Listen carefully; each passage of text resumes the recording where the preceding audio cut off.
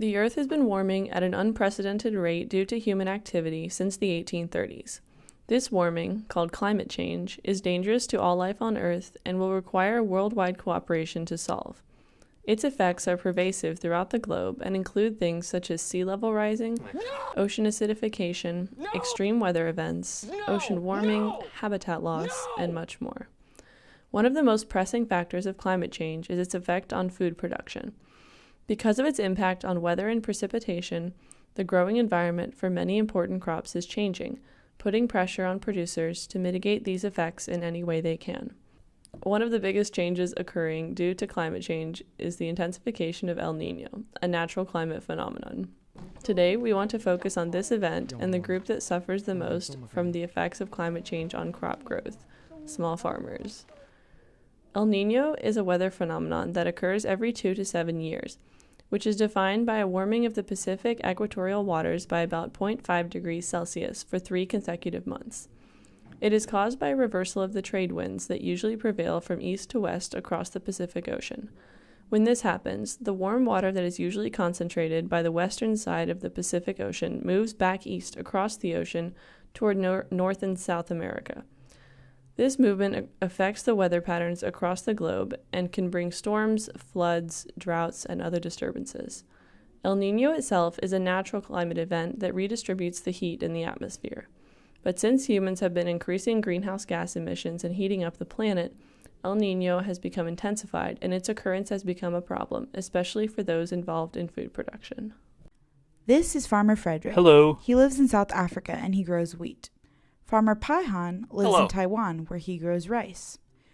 Normally, Farmer Frederick and Farmer Paihan are prepared to grow their crops in these conditions, but because of climate change, El Niño is becoming much more intense and these conditions are becoming increasingly harder to deal with. Let's see what happens. Farmer Paihan is tending his crops when it starts to rain. He isn't bothered at first because he knows the rice grows in paddies filled with water. He keeps working. But the rain doesn't stop. It keeps raining and raining and raining, and soon the rice paddies are too full and the rice dies. Even worse, the water floods his house. His whole village is underwater. It will take a long time to rebuild his village, but unfortunately, Farmer Paihan, who did not survive the flood, won't be there to see it.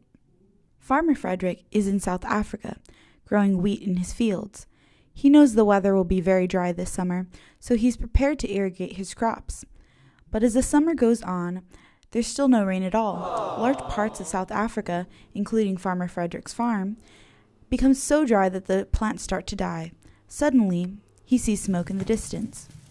The surrounding area is so dry that a wildfire has started and is spreading fast. Farmer Frederick tries to pack up and leave, but the fire is too fast. He not only lost his livelihood, but also his life. From the story of Farmer Frederick and Farmer Paihan, we can understand that farmers from many different areas are affected directly by flooding, droughts, and heat waves caused by the intensification of El Niño due to climate change. But they are not the only ones who are struggling. Farmers around the globe deal with issues such as storms, increased humidity that spreads crop disease, and warm winters that lure pests. Combined, these issues cause shortages and price increases on the global food market that affect many countries and countless consumers.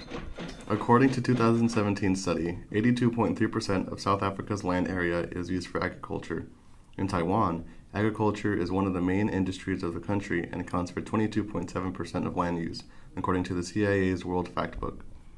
The intensification of El Niño greatly affects the production of both countries as well as many others.